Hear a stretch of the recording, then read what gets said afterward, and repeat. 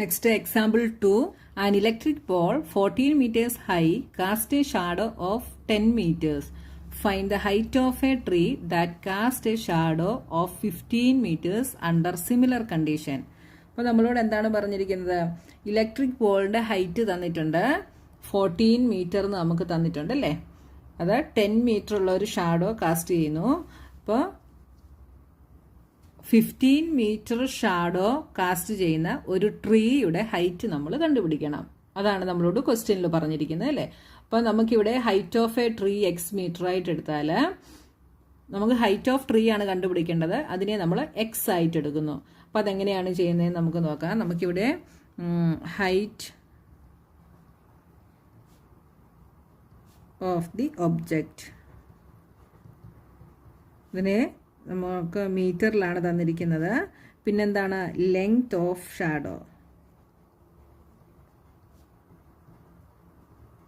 അത് മീറ്ററിലാണ് തന്നിരിക്കുന്നത്.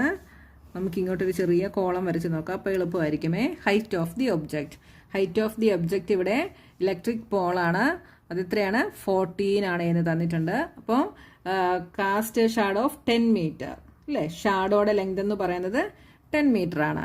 പിന്നെന്താ പറഞ്ഞിരിക്കുന്നത്? Find the height of a tree, ട്രീയുടെ ഹൈറ്റ് നമ്മൾ കണ്ടുപിടിക്കണം. അത് നമുക്കറിയില്ല, അത് നമ്മൾ എന്തായിട്ട് എടുക്കുന്നു? എക്സ് ആയിട്ട് എടുക്കുന്നു. Cast a shadow of 15 meter. അപ്പോൾ ലെങ്ത് ഓഫ് ഷാഡോ നമുക്ക് തന്നിട്ടുണ്ട്, 15 മീറ്റർ ആണ് എന്ന് തന്നിട്ടുണ്ട്. ഇപ്പോൾ നമ്മൾ കണ്ടുപിടിക്കേണ്ടത് ഹൈറ്റ് ഓഫ് ട്രീ എക്സ് ആണ് കണ്ടുപിടിക്കേണ്ടത്. നമുക്ക് ഈസി ആയിട്ട് കണ്ടുപിടിക്കാം അല്ലേ. ഡയറക്റ്റ് പ്രൊപ്പോർഷൻ ആണെങ്കിൽ എന്തായിരിക്കും? x1 by y1 is equal to x2 by y2 ആയിരിക്കും. This is x1, ഇത് x2, ഇത് y1, ഇത് y2. അപ്പോൾ നമുക്ക് ഈസി ആയിട്ട് കണ്ടുപിടിക്കാം അല്ലേ. എങ്ങനെ കണ്ടുപിടിക്കാം? x1 is 14, y1 is 10 is equal to x2 നമുക്കറിയില്ല. അപ്പോൾ അത് x2 എന്ന് പറയുന്നത് x ആണ്, y2 is 15. ക്രോസ് മൾട്ടിപ്ലിക്കേഷൻ ചെയ്യുമ്പോൾ എന്ത് വരും? 14 into 15 is equal to 10 into x. ഇതിൽ നിന്ന് x എന്താണ്? x is equal to 14 into 15 by 10. 5 കൊണ്ട് കട്ട് ചെയ്താൽ ഇവിടെ 2 വരും, ഇവിടെ 3 വരും. ഇവിടെ കട്ട് ചെയ്താൽ ഇവിടെ 7 വരും. 7 into 3 21. അപ്പോൾ നമ്മുടെ ട്രീയുടെ ഹൈറ്റ് എത്രയാണ്?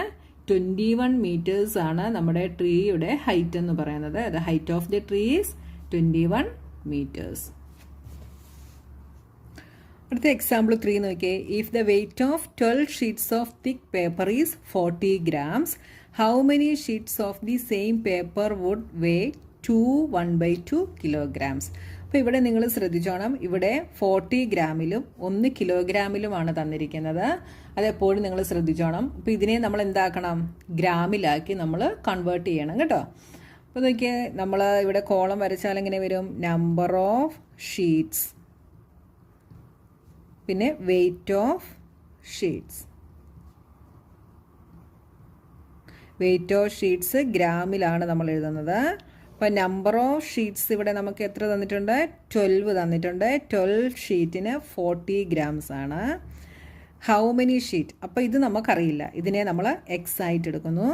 ഇവിടുത്തെ വെയിറ്റ് നമ്മൾ എഴുതണം. അപ്പോൾ വെയിറ്റ് നോക്കിയാൽ 1/2 എന്ന് പറയുന്നത് എന്താണ്? 2 2s are 4, 4 + 1 5/2 ആണ്. 5/2 എന്ന് പറയുന്നത് എന്താണ്? 2.5 ആണ്. 2.5 കിലോഗ്രാം ആണ് അല്ലേ. 5/2 ചെയ്താൽ നമുക്ക് 2.5 കിലോഗ്രാം കിട്ടും. ഇതിനെ ഗ്രാം ആക്കണേ എന്ത് ചെയ്യണം? കിലോഗ്രാമിനെ ഗ്രാം ആക്കാൻ വേണ്ടി നമ്മൾ മൾട്ടിപ്ലിക്കേഷൻ ആണ് ചെയ്യുന്നത്. 2.5 ഇൻറ്റു എത്ര ഗ്രാമാണ് ഒരു കിലോഗ്രാം? 1000. അപ്പോൾ 2.5 ഇൻറ്റു 1000 ചെയ്യും. എന്ത് വരും?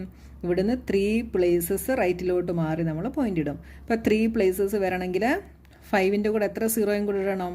2 സീറോയും കൂടെ ഇട്ടാലേ 3 പ്ലേസ് വരത്തുള്ളൂ അല്ലേ. അപ്പോൾ 2500.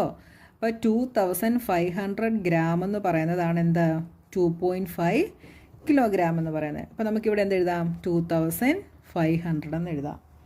അപ്പോൾ നമ്മുടെ ടേബിള് കറക്റ്റായി. ഇനി നമുക്ക് ഇതിനകത്തുനിന്ന് എക്സിൻ്റെ വാല്യൂ കണ്ടുപിടിച്ചാൽ മതി. x1 by y1 is equal to x2 by y2. അപ്പോൾ x1 is 12 by y1 is 40 is equal to x by 2500. ഇതിൽ നിന്ന് എക്സ് എന്ത് വരും? എക്സ് ഈസ് ഈക്വൽ ടു ഈ 2500 ഇങ്ങോട്ട് പോയി അല്ലെ, ക്രോസ് മൾട്ടിപ്ലിക്കേഷൻ ചെയ്ത് തന്നെ എഴുതാം. X into 40 is equal to 12 into 2500. ഇവിടുന്ന് എക്സ് ഈസ് ഈക്വൽ ടു 40 താഴെ പോകും. അപ്പോൾ 12 ഇൻറ്റു 2500/40. ഒരു സീറോയും കട്ട് ചെയ്തു. 4നും 12ഉം കൂടെ കട്ട് ചെയ്താൽ 3. 250 ഇൻറ്റു 3 ചെയ്താൽ എന്ത് കിട്ടും? 750.